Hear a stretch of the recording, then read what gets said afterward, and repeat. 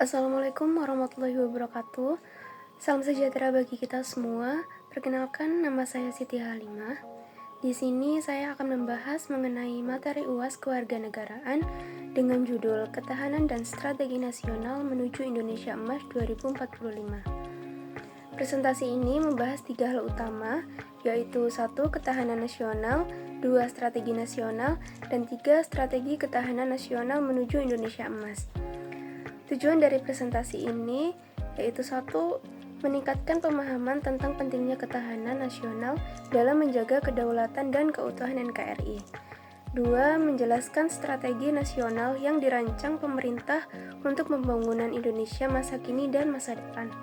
3. Menumbuhkan kesadaran seluruh elemen bangsa bahwa ketahanan nasional bukan hanya tanggung jawab pemerintah, tetapi juga membutuhkan partisipasi aktif seluruh masyarakat. Apa itu ketahanan nasional? Ketahanan nasional adalah kemampuan suatu bangsa untuk bertahan dalam menghadapi berbagai ancaman dan tantangan baik dari dalam maupun luar negeri. Konsep ini memiliki peran penting dalam menjaga kedaulatan dan keutuhan negara, serta memajukan kesejahteraan rakyat.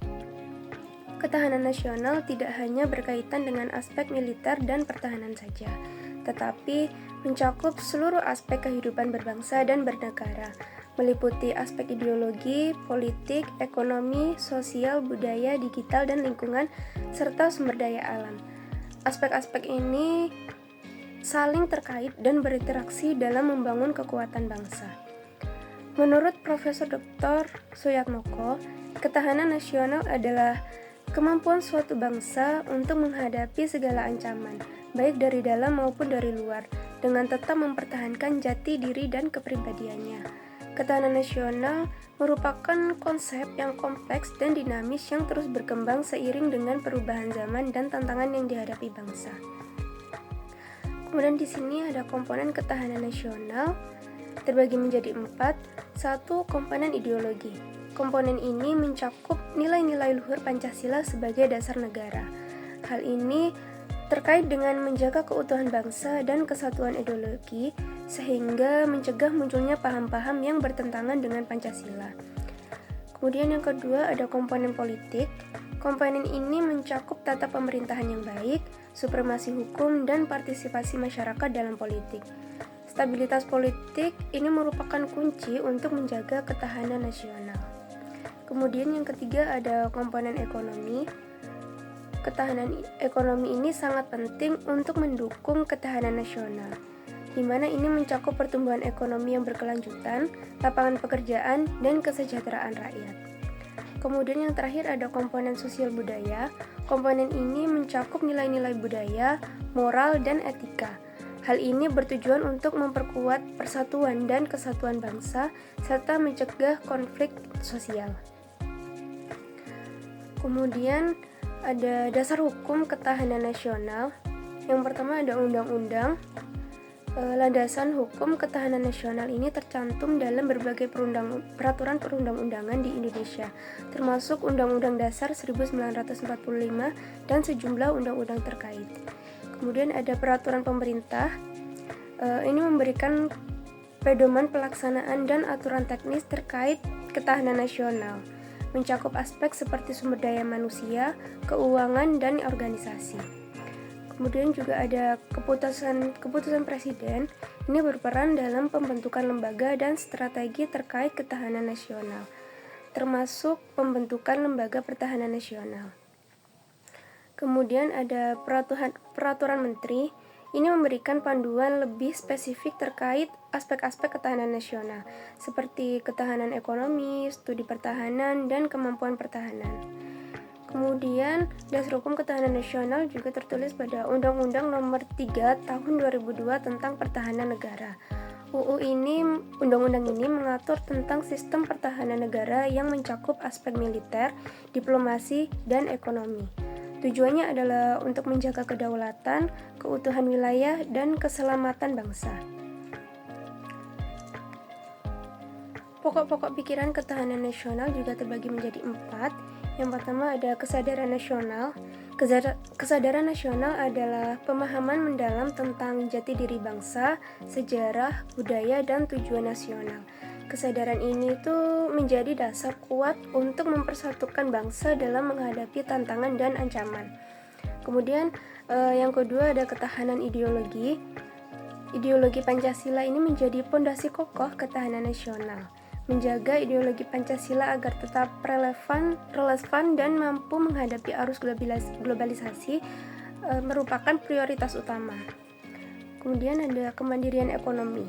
Kemandirian ekonomi adalah kunci untuk menjaga ketahanan nasional juga, melalui industri dalam negeri, sumber daya lokal, dan inovasi teknologi. Bangsa Indonesia harus mampu memenuhi kebutuhannya sendiri. Kemudian yang keempat, kekuatan pertahanan. Kekuatan pertahanan ini meliputi militer, keamanan, dan diplomasi. Pertahanan yang kuat dan efektif bisa menjaga pilar penting dalam menjaga kedaulatan negara dan keamanan wilayah. Kemudian tujuan ketahanan nasional. Ketahanan nasional memiliki tujuan utama untuk melindungi kedaulatan, keutuhan wilayah, dan keselamatan bangsa Indonesia. Hal ini mencakup menjaga keamanan dari ancaman baik dari dalam maupun luar negeri, seperti serangan terorisme, konflik antar etnis, dan bencana alam. Selain itu, tujuan ketahanan nasional juga berfokus pada pembangunan nasional yang berkelanjutan, yang meliputi aspek ekonomi, sosial, budaya, politik, dan pertahanan. Tujuan ini bertujuan untuk meningkatkan kesejahteraan rakyat, membangun masyarakat yang adil dan sejahtera, dan memperkuat posisi Indonesia di kancah internasional.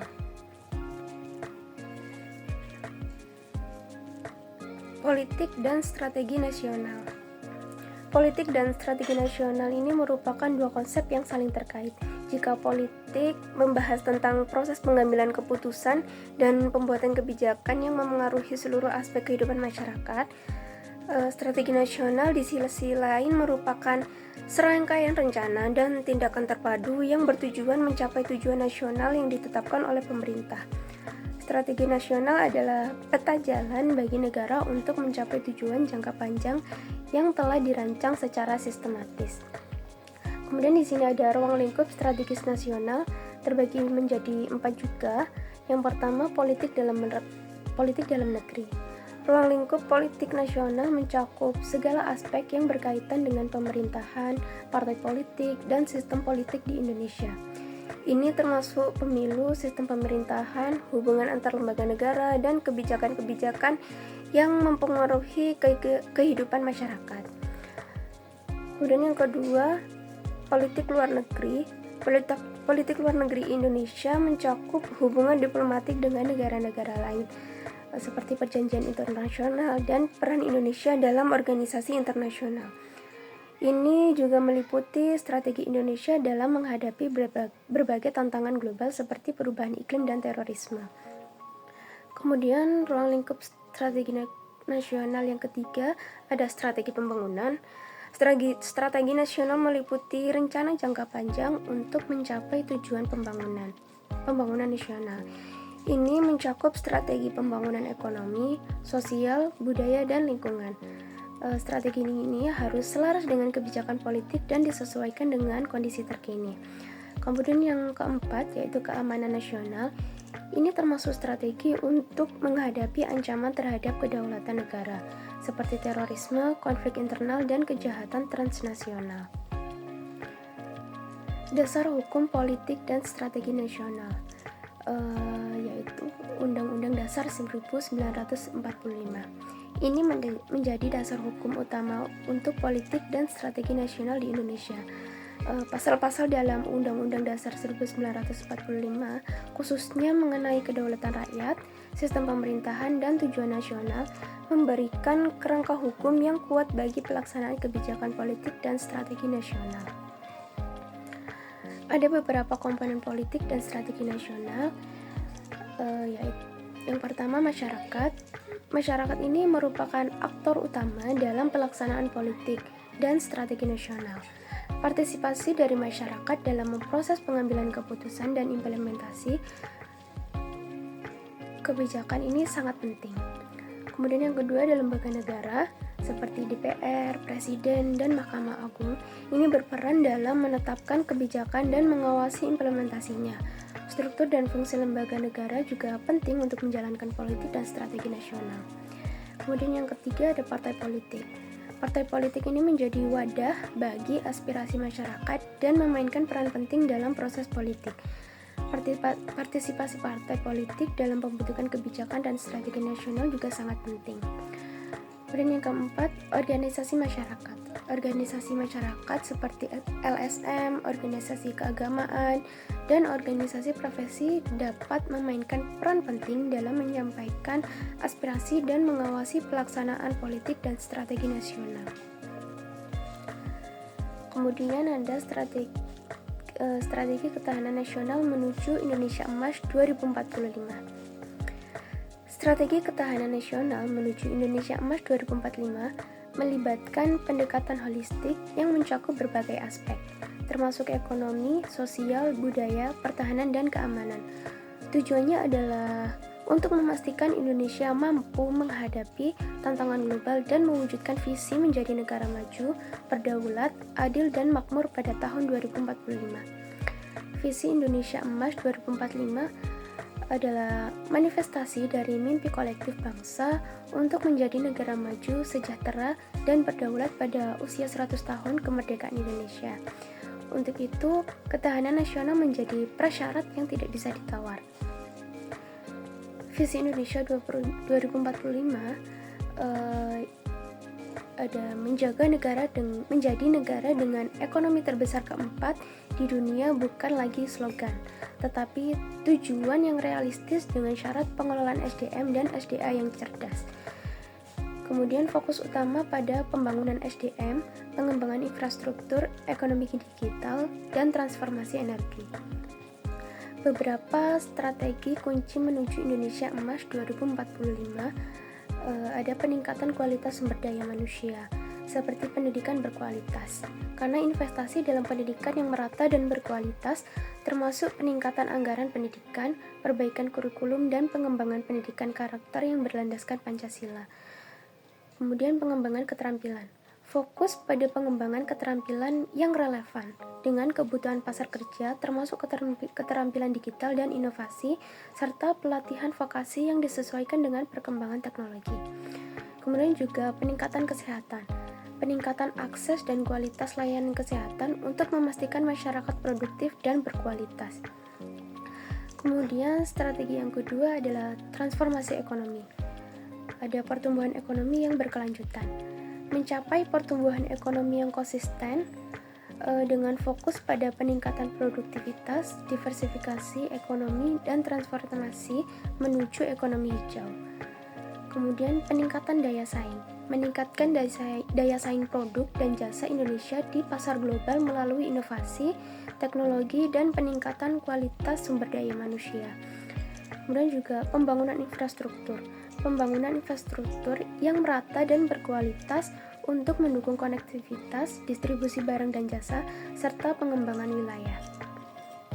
Kemudian juga ketahanan energi, diversifikasi dari sumber energi dan transisi menuju energi terbarukan untuk mengurangi ketergantungan pada energi fosil. Kemudian ketahanan pangan, modernisasi sektor pertanian, peningkatan produktivitas, dan pemerataan akses pasar untuk memastikan ketersediaan pangan yang cukup dan terjangkau. Kemudian strategi yang ketiga ada penguatan ketahanan nasional, seperti pertahanan dan keamanan, peningkatan kemampuan pertahanan dan keamanan negara, modernisasi alat utama sistem senjata, serta peningkatan profesionalisme dan kesejahteraan aparat pertahanan dan keamanan. Kemudian juga diplomasi dan kerjasama internasional, seperti penguatan diplomasi dan kerjasama internasional untuk menjaga kepentingan nasional serta menghadapi tantangan global. Pengelolaan sumber daya alam. Pengelolaan sumber daya alam yang berkelanjutan dan berkeadilan untuk menjaga keseimbangan ekosistem dan kesejahteraan masyarakat. Dan juga ketahanan sosial budaya, penguatan nilai-nilai Pancasila dan budaya nasional, serta menjaga persatuan dan kesatuan bangsa. Strategi yang keempat yaitu tata kelola pemerintahan yang baik, seperti reformasi birokrasi. Reformasi birokrasi ini untuk meningkatkan efisiensi, transparansi, dan akuntabilitas pelayanan publik. Kemudian peningkatan supremasi hukum, penegakan hukum yang adil dan konsisten, serta pemberantasan korupsi. Dan peningkatan partisipasi publik dalam proses pembangunan dan pengambilan kebijakan. Kemudian strategi yang kelima ada pembangunan yang berkelanjutan. Pembangunan berwawasan lingkungan, berkelanjutan dan berkeadilan. Kemudian pengelolaan risiko bencana, peningkatan kapasitas dalam pengelolaan risiko bencana dan adaptasi terhadap perubahan iklim. Jadi ada 5 strategi ini perlu diimplementasikan secara terpadu dan berkelanjutan oleh seluruh elemen bangsa, termasuk pemerintah, masyarakat, dan sektor swasta. Sinergi dan kolaborasi yang kuat menjadi kunci keberhasilan mencapai visi Indonesia Emas 2045. Baik, sebagai kesimpulan, presentasi ini menekankan bahwa pencapaian visi Indonesia untuk menjadi negara yang sejahtera dan berdaulat pada tahun 2045 bergantung pada pendekatan komprehensif terhadap ketahanan nasional dan pembangunan strategis yang membutuhkan partisipasi aktif dari seluruh lapisan masyarakat. Dengan mendorong kolaborasi dan menerapkan strategi berkelanjutan di berbagai bidang, Indonesia dapat secara efektif menavigasi tantangan ke depan dan mewujudkan aspirasinya untuk masa depan yang lebih cerah.